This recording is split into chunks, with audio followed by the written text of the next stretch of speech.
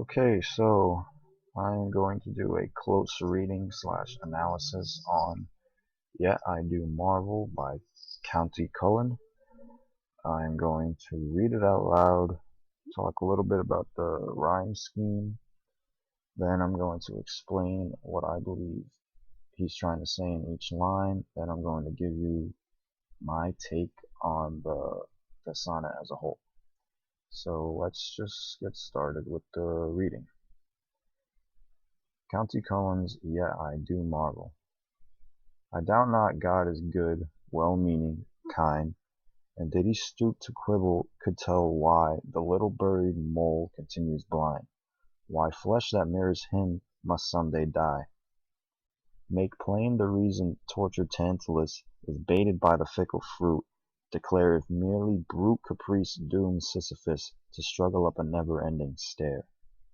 Inscrutable his ways are, and immune to catechism by a mind too strewn with petty cares to slightly understand what awful brain compels his awful hand. Yet I do marvel at this curious thing, to make a poet black and bid him sing. Okay, moving on to the rhyme scheme.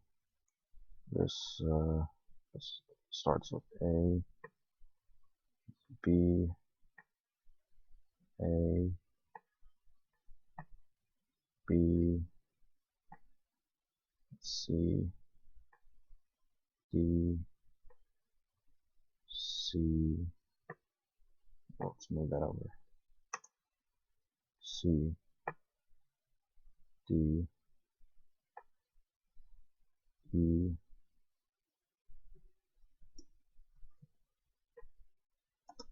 E, F, F, G, G.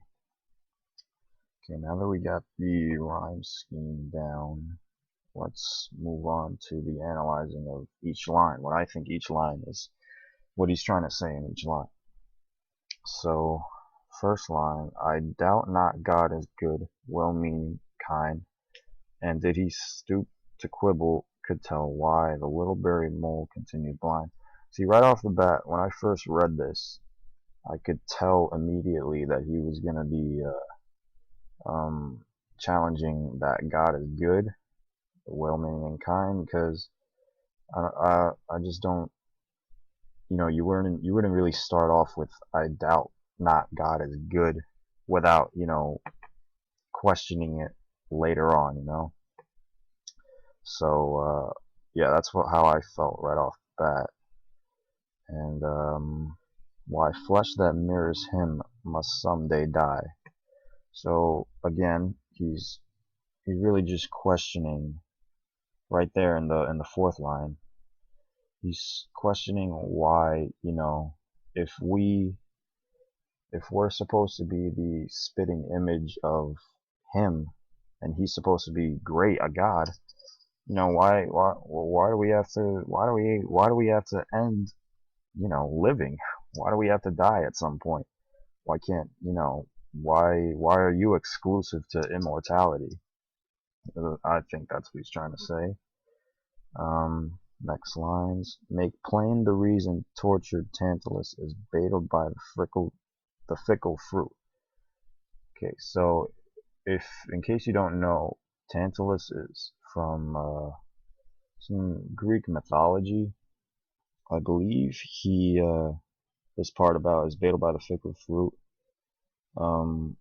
So I think, if I remember correctly, I believe he was cursed to had something to do with, I think, a fruit from a tree, and every time he was basically cursed of starving to death for forever, not to death forever, because that'd be stupid, but for eternity, he'd starve for eternity because every time he goes to like grab this fruit from a tree, I guess the tree would like move away from him or avoid him, so he was never able to get the fruit, so he would starve. Um, and he's questioning, like, make plain the reason, like, give us a reason for that. We have no idea Why is he doomed to starve? Why is he doomed to have this tree or fruit, avoid him? Why make plain the reason? Next line. If merely brute caprice dooms Sisyphus to struggle up a never-ending stair. So this is very similar. This is another Greek myth about Sisyphus. He was also doomed to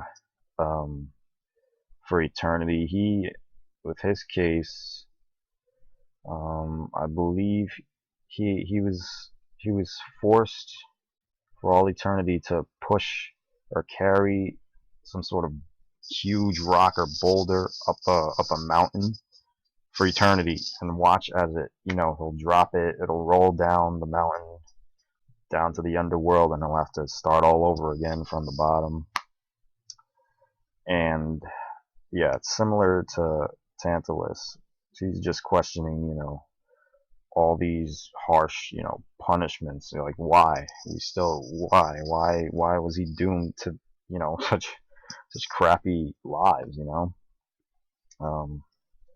Next line. Inscrutable his ways are, and immune to catechism by a mind too strewn with petty cares too slightly to understand what awful brain compels his awful hand. So let's start over here. Inscrutable his ways are, and immune to catechism by a mind too strewn. Right there, I think he's trying to say that with petty cares to slightly understand what awful brain compels his awful hand. The part about petty cares, I think he's trying to say that he's referring to us as humans, while God is sort of busy being, godlike and great. We're just supposed to worry about, our petty cares, and so he thinks that we can't understand, God, because we just have these petty cares to worry about. And so yeah, that's that line. And right here, before that, let me go over this real quick. But awful brain compels his awful hand. So I'm assuming when I read this and revised it a little bit, or read it over and over so I could understand it more, I thought this part right here, I thought he was, I guess, calling God awful, and I guess I don't think he was calling God awful. More like, the situation. Not all situations are good. He right. I'll go back to the beginning. He says he obviously knows that God is supposed to be good, but yet he calls him awful, and he I think he just means that God is good, yeah, but at times life sucks at times. That's what I think he's trying to say. I don't think he's necessarily calling God, calling out God, telling him he's awful. So that's what I think about that. And in the last two lines, yet I do marvel at this curious thing, to make a poet black and bid him sing. So that to me, I had to think about that for a little bit. So right in the last two lines, I think he's saying, he's quite like, yet I wonder at this phenomena of God creating a black poet, which I guess he's referring to himself. Why it's ironic in a way, because this I believe he wrote this during the Harlem Renaissance, and at the time race was sort of a big thing. African Americans were still sort of mistreated and looked down upon. So sort of questioning, why was he given such a poetic such a poetic gift or brain if and make me black, like make me almost speechless in a way, because nobody's gonna listen to him. He's black. Why would you give? It's almost. Why would you give me such a a, a poetic, mind? I just repeated myself.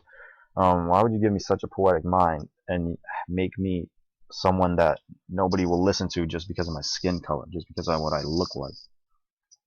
So that's what I think he's saying in those last lines. And my take on this sonnet is I can't help but agree with most of the stuff he says, because believe it or not, sometimes I just whenever I have nothing to do or nothing to think about, which is rare, but sometimes I take the time to think about the world and just question everything, and you know why, if and religion and stuff and God, why, if God is supposed to be this higher power, if he's supposed to you know be the ruler of the universe, the creator of the universe, why shouldn't the world be such a near perfect place at the very least?